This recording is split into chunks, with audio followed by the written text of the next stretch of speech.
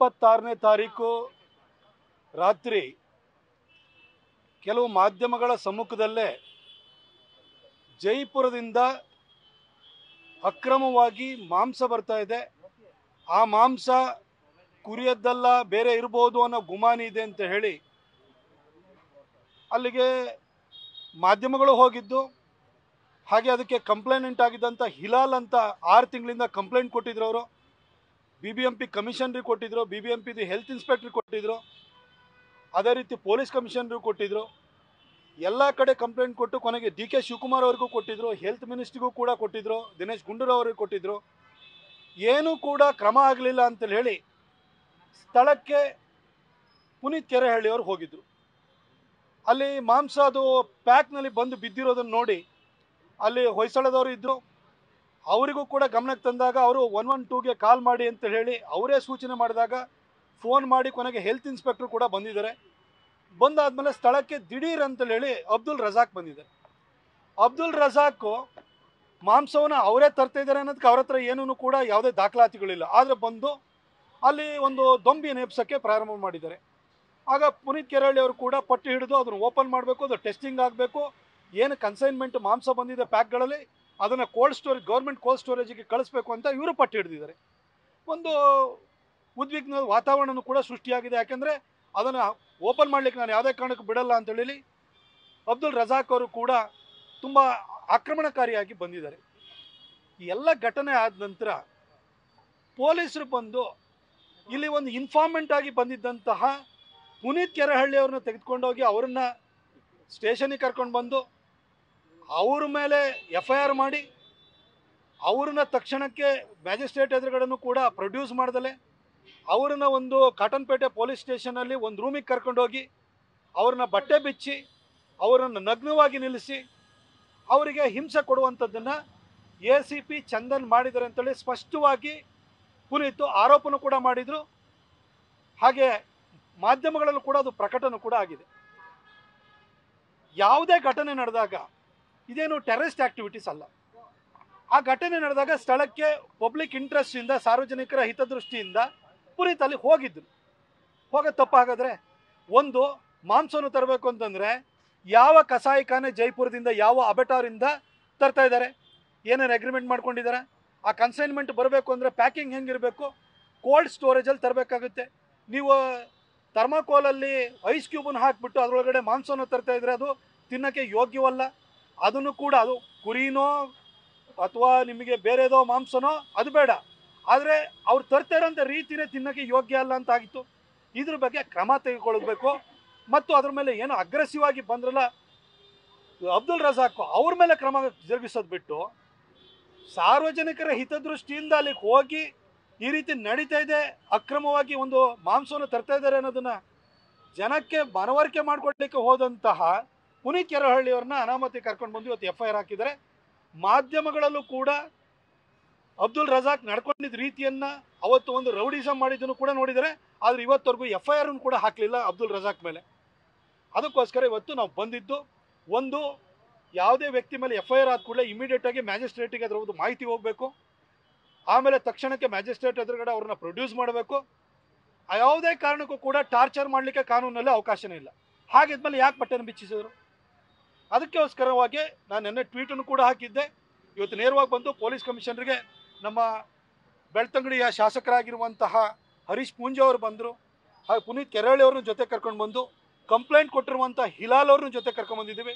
ನಮ್ಮ ಅಡ್ವೊಕೇಟ್ ಆಗಿರುವಂತಹ ಹರ್ಷ ಮುತಾಲಿಕ್ ಅವರು ಕೂಡ ಬಂದು ನಾವು ಇದುವರೆಗೂ ಕೂಡ ನಮ್ಮ DCP ಅವ್ರ ಹತ್ರ ಮಾತನಾಡಿದ್ದು, ಶೇಖರ್ ಅವ್ರು ಬಂದಿದ್ದರು, ಇಲ್ಲಿನ DCP ವೆಸ್ಟ್ ಅವರಿಲ್ಲ, ಅವ್ರ ಬದಲಿಗೆ ಪೊಲೀಸ್ ಕಮಿಷನರ್ ಹತ್ರ ಮಾತಾಡಿದ ಕೂಡಲೇ ಶೇಖರ್ ಅವ್ರನ್ನ ಕಳಿಸ್ಕೊಟ್ಟಿದ್ದು, ಅವರಿಗೆ ನಮ್ಮ ಎಲ್ಲ ವಿಚಾರಗಳನ್ನು ಹೇಳಿದ್ದೀವಿ.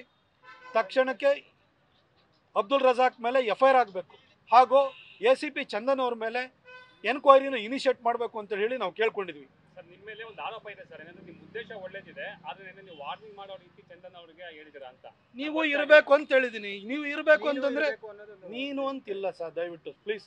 ನಿಮ್ಮ ಹತ್ರ ಮೊಬೈಲ್ ಇದ್ದರೆ ತೆಗೆದು ನೋಡ್ಬಿಡಿ. ನೀನು ಅಂತ ನಾನು ಬರೆಯಲ್ಲ ಸರ್, ನಾನೊಬ್ಬ ಪತ್ರಕರ್ತನಾಗಿದ್ದವನು, ವಾರ್ನಿಂಗ್ ನಾನೇನು ಕೊಡೋಕ್ಕೆ ಹೋಗಿಲ್ಲ. ನಮಗೆ ಪೊಲೀಸರಿಗೆ ಯಾವ ರೀತಿ ಕಾನೂನು ಬಾಹಿರ ಚಟುವಟಿಕೆಗಳನ್ನು ಅಥವಾ ಕಾನೂನು ಸುವ್ಯವಸ್ಥೆನ ಕಾಪಾಡುವಂತಹ ಹಕ್ಕಿದೆಯೋ ಪೊಲೀಸರು ಎಲ್ಲೋ ಒಂದೊಂದ್ಸರಿ ಆಡಳಿತ ವ್ಯವಸ್ಥೆ ಲೋಪವನ್ನು ಎಸಗಿದಾಗ ಪ್ರಶ್ನೆ ಮಾಡುವಂಥ ಹಕ್ಕು ಸಾರ್ವಜನಿಕವಾಗಿ ನಮಗೂ ಕೂಡ ಇರುತ್ತೆ, ಯಾರಿಗೂ ವಾರ್ನಿಂಗ್ ಅಲ್ಲ.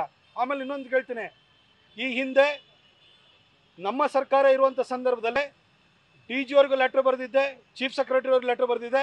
ಯಾವುದೇ ಪೊಲೀಸ್ ಅಧಿಕಾರಿಗಳು ಈ ಮೀಡಿಯಾಗಳಿಗೆ ಹೋಗಿ ಸ್ಟೇಟ್ಮೆಂಟ್ ಕೊಡೋವಂಥದ್ದು, ಹೀರೋಯಿಸಮ್ ತೋರಿಸೋವಂಥದ್ದು, ರೀಲ್ಗಳು ಮಾಡೋವಂಥದ್ದು ಅಥವಾ ಫೇಸ್ಬುಕ್ನಲ್ಲಿ ಬಂದು ಪ್ರವಚನ ಕೊಡುವಂಥದ್ದು ಇವ್ಯಾವ ಮಾಡೋಂಗಿಲ್ಲ ಅಂತ ಹೇಳ್ಬಿಟ್ಟು ಚೀಫ್ ಸೆಕ್ರೆಟರಿ ವಂದಿತಾ ಶರ್ಮಾ ಅವರು ಇರಬೇಕಾದ್ರೆ ಆರ್ಡರ್ನು ಕೂಡ ಇಶ್ಯೂ ಮಾಡಿದ್ದಾರೆ. ಅದು ಚಂದನ್ ಅವ್ರಿಗೆ ಕೂಡ ನೆನಪಲ್ಲಿ ಇರಬೇಕಾಗುತ್ತೆ.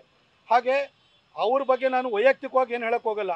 ಆದರೆ ಪೊಲೀಸ್ ಇಲಾಖೆ ಒಳ್ಳೆ ಕೆಲಸವನ್ನು ಮಾಡ್ತಿದೆ. ಆದರೆ ಕೆಲವರು ತಾವು ಹೀರೋಯಿಸಮನ್ನು ವ್ಯಕ್ತಪಡಿಸ್ಲಿಕ್ಕೆ ಅಥವಾ ತೋರ್ಪಡಿಸೋದಕ್ಕೋಸ್ಕರ ಈ ರೀತಿ ಅತಿರೇಕಗಳನ್ನ ಮಾಡ್ತಾರೆ, ಅಪಸವ್ಯಗಳನ್ನ ಮಾಡ್ತಾರೆ.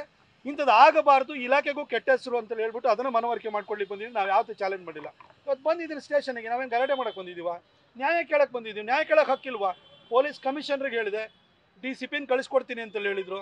ಅವರು DCP ಅವರದ್ದು ಎದುರುಗಡೆ ಹೊತ್ತು ನಾವು ಶಾಂತಿಯುತವಾಗಿ ಸಮಾಧಾನದಲ್ಲೇ ನಮ್ಮ ಎಲ್ಲ ವಿಚಾರಗಳನ್ನು ಅವ್ರು ಮುಂದಿಟ್ಟು ಬಂದಿದ್ದೀವಿ. ಇದುವರೆಗೂ ಯಾಕಾಗಿ ಅಬ್ದುಲ್ ರಜಾಕ್ ಅವ್ರನ್ನ ಅರೆಸ್ಟ್ ಮಾಡಿಲ್ಲ ಅಂತ ನಾವು ಕೇಳಿದ್ವಿ. ಈಗ ಆ ಮಾಂಸದ ಬಗ್ಗೆ ಅನುಮಾನ ಇದೆ, ಅದ್ರ ತನಿಖೆ ಆಗಲಿ, ಟೆಸ್ಟಿಂಗ್ ಆಗಲಿ, ಫುಡ್ ಇನ್ಸ್ಪೆಕ್ಟರ್ ಅದ್ರ ಬಗ್ಗೆ ವರದಿನೂ ಕೊಡಲಿ, ಮುಗೀತು. ನಾವು ಅದಕ್ಕಿಂತ ಜಾಸ್ತಿ ಯಾರಿಗೂ ಧಮಕಿ ಹಾಕಕ್ಕೆ ಬಂದಿಲ್ಲ. ಆದ್ರೆ ಆದ್ರೆ ಆದ್ರೆ ಮೇಕೆ ಮಾಂಸ ಅದು ಅಂತ ಹೇಳಿದ್ದಾರೆ. ಈಗ ಅಲ್ಲ ಒಂದ್ ನಿಮಿಷ ಇದೇ ಹೋಮ್ ಮಿನಿಸ್ಟರ್ ಬಗ್ಗೆ ಒಂದು ಹೇಳಬೇಕು ಅಂದ್ರೆ, ಈ ಹಿಂದೆ DK ರವಿ ಅವರು ಆತ್ಮಹತ್ಯೆಯನ್ನು ಮಾಡ್ಕೊಂಡಿದ್ರು ಅಥವಾ ಅನುಮಾನಾಸ್ಪದವಾಗಿ ಸಾವಪ್ಪಿದಾರೋ ಹೊರಗಡೆ ಬಂದಾದ ಕೂಡಲೇ ಆಗ KJ ಜಾರ್ಜ್ ಅವ್ರು ಬಂದು ಆತ್ಮಹತ್ಯೆ ಅಂತ ಅಂದ್ಬಿಟ್ರು. ಅದೇ ರೀತಿ ಪಾಕಿಸ್ತಾನ್ ಜಿಂದಾಬಾದ್ ಅಂತೇಳಿ ವಿಧಾನಸೌಧದಲ್ಲಿ ಕೂಗಿದವರು ಇಲ್ಲ, ಕೂಗೇ ಇಲ್ಲ ಅಂತಂದ್ರು. ಯಾರ್ಯಾರು ಕೂಗಿಲ್ಲ ಅಂತ ಹೇಳಿದ್ರು. ಆಮೇಲೆ ಏನಾಯ್ತು? ವರದಿ ಏನು ಬಂತು? FSL ವರದಿ ಏನು ಬಂತು? ಒಂದ್ ನಿಮಿಷ ವರದಿ ಏನು ಬಂತು? ಹೀಗೆ ವರದಿ ಬಂದಿದ್ಯಾ? ಹಾಗಾದ್ರೆ ವರದಿ ಬಂದಿದ್ರೆ ಅದು ಮೇಕೆದೆ ಮಾಂಸ ಅಂತಾಗಿ ವರದಿ ಬಂದಿದ್ರೆ ವರದಿನ ಅದು ಇದು ಮಾಡಲಿ, ಹೊರಗಡೆ ಹಾಕ್ಲಿ, ಮೀಡಿಯಾದವ್ರಿಗೆ ಅದ್ರ ಮಾಹಿತಿನ ಕೊಡಲಿ.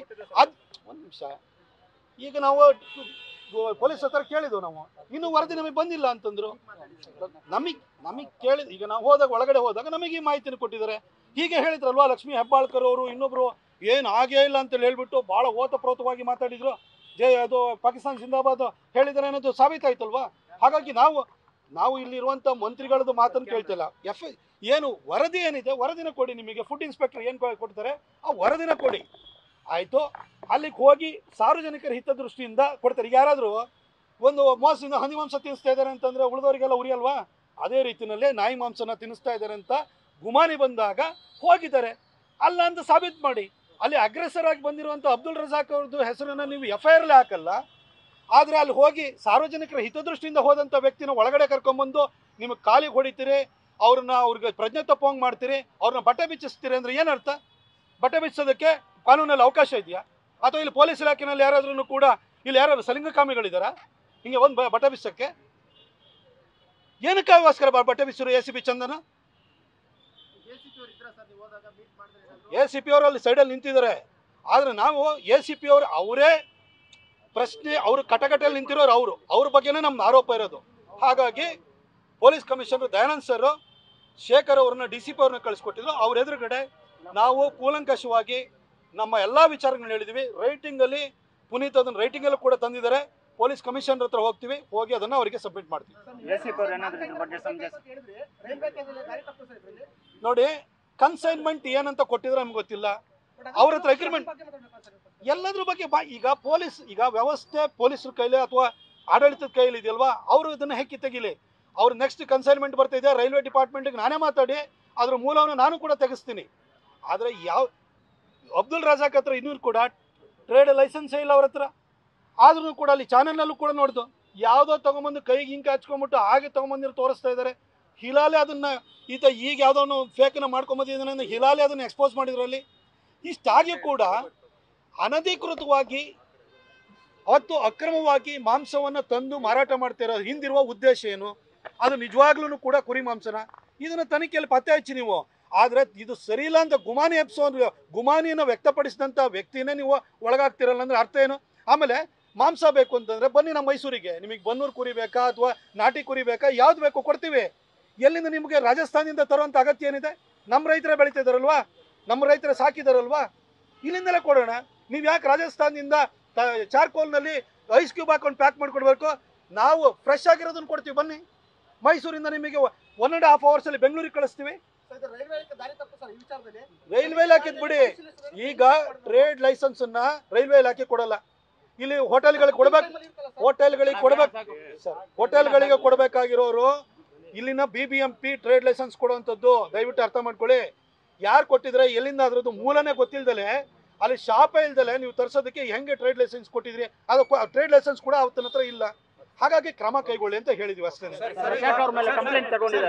ಈಗ ರಜಾಕರ್ ಮೇಲೆ FIR ನಲ್ಲಿ ನಾವು ಸೇರಿಸ್ತೀವಿ ಅಂತ ಹೇಳಿದ್ದಾರೆ.